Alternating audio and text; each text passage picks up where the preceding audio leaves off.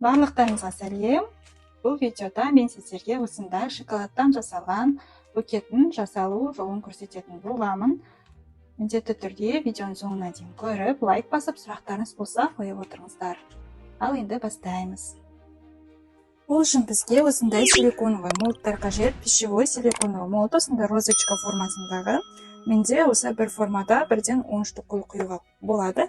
Менде мынандай малинкалардың силиконовый молды бар.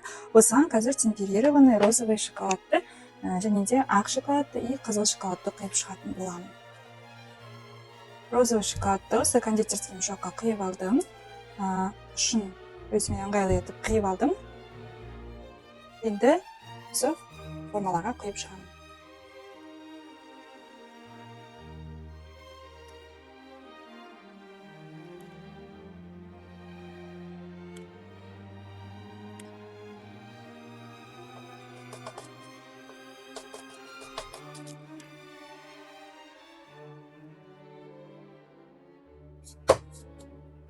Гүлдерді құйып болдық, енді малинкаларды құйып шығамын.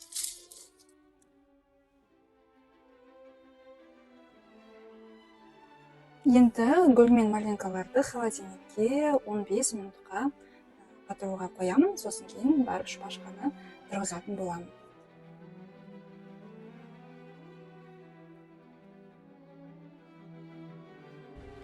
Шпажкаларды шоколадқа тығып, одан қайтадан холодильникке салып қатырып алғаннан кейін, осылай демолдинг жасап, гүлдерді формадан ажыратамыз. Осылай екі шетінен бірінші тартамыз, содан кейін шпажканы ұстап тұрып, ақырын ғана молдтан босатып аламыз. Осындай шоколадный гүліміз шықты. Өте әдемі әрі ерекше болып шығады. Осылай ақырын ғана бірінші молдтан шоколад ажыратып аламыз да, сосын барып шпажкадан тартып отырып гүлімізді молдтан алып шығамыз. Бұл процесті демолдинг деп атайды.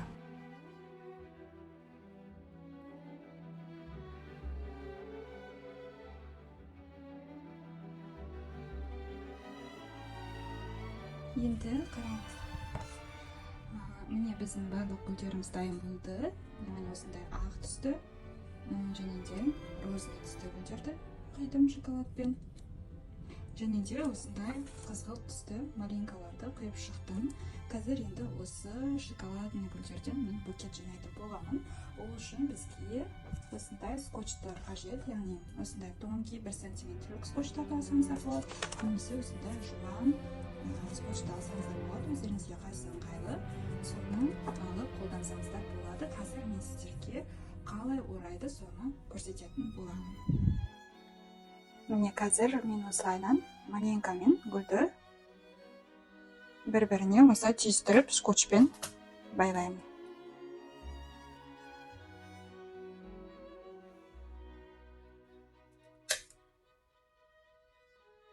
Өздеріңіздің фантазияларыңызға қарай, сіздерге қалай ұнайды, солай түстерді үйлестіріп жасасаңыздар болады.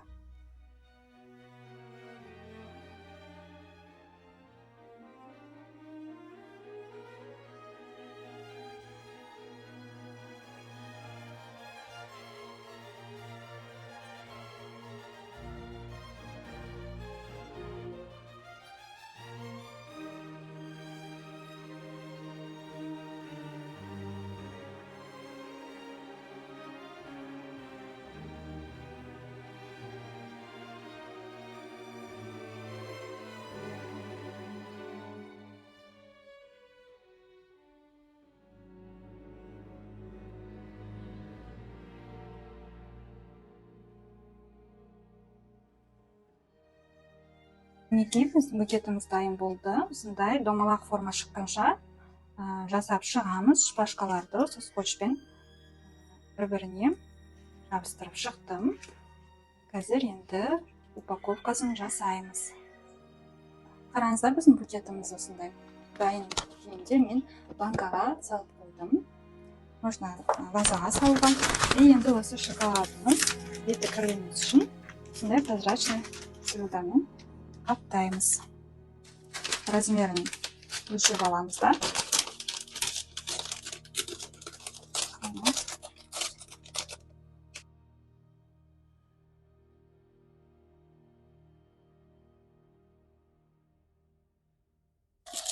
Енді қараңыздар. Бетіне шаң қонбас үшін осындай прозрачный слюдамен жаптық.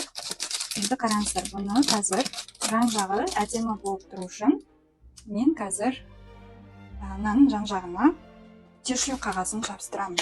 Ол үшін бізге мындай двусторонний скотч қажет. Соны өзіме қажетті размерде қиып алдым.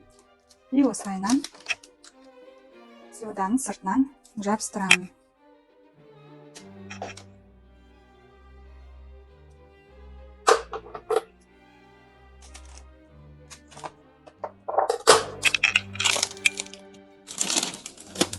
Двусторонний скотчтың сосын осылай сыртына алып тастаймын да. Енді қараңыздар, тишью қағазын өзіме керекті размерде қиып аламын. Осы тишью қағазының размері осындай болады.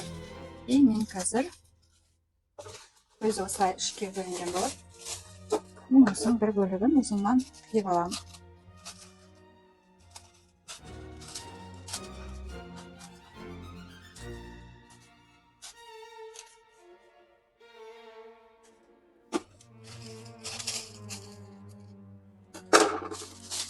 Осыны екіге бүктеймін.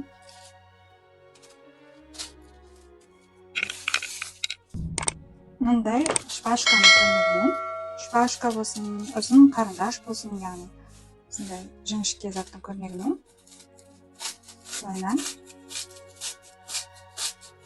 жинаймын.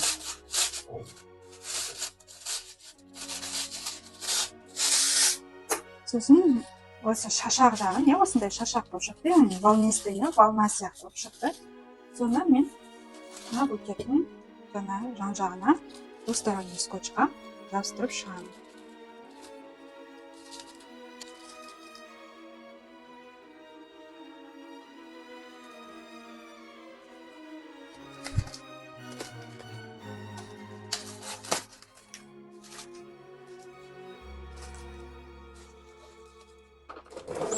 Осындай әдемі букет болып шықты, яғни волнистый жан жағы сондай ерекше болып шықты. Енді қазір упаковкасын жасаймыз.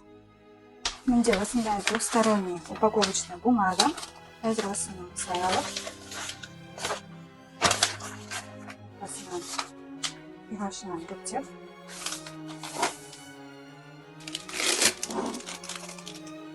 букетімді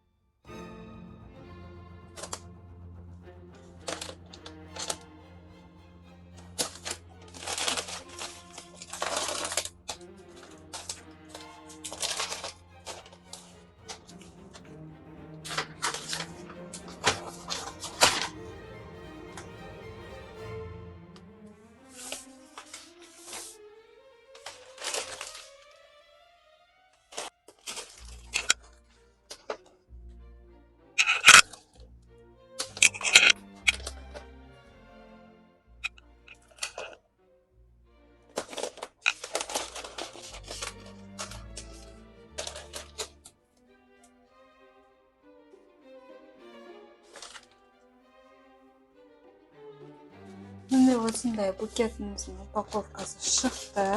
Енді қазір аяқ жағын шпажкаларды жабамыз қағазға.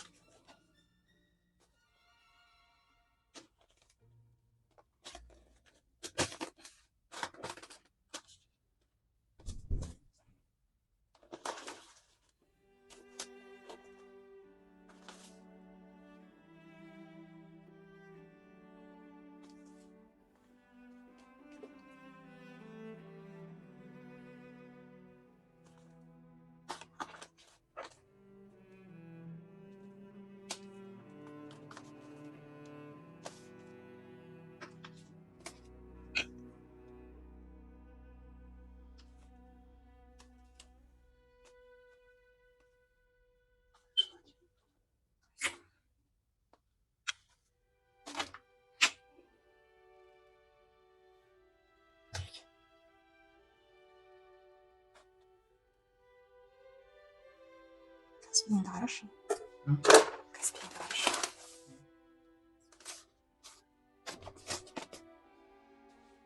Міне осындай букетіміз шықты. Өте осындай объемный, әдемі, ерекше, весі да бар. Шоколадный букет. Осындай әдемі. Бұл букетті любой мерекеде сыйлыққа апаруға болады. Өте ерекше, ешқай дүкенде сатылмайтын букет. Міндетті түрде жасап көріңіздер. Егер де сұрақтарыңыз болса, комментарийға жазып кетіңіздер. Назар салып көргендеріңізге рахмет. Сау болыңыздар.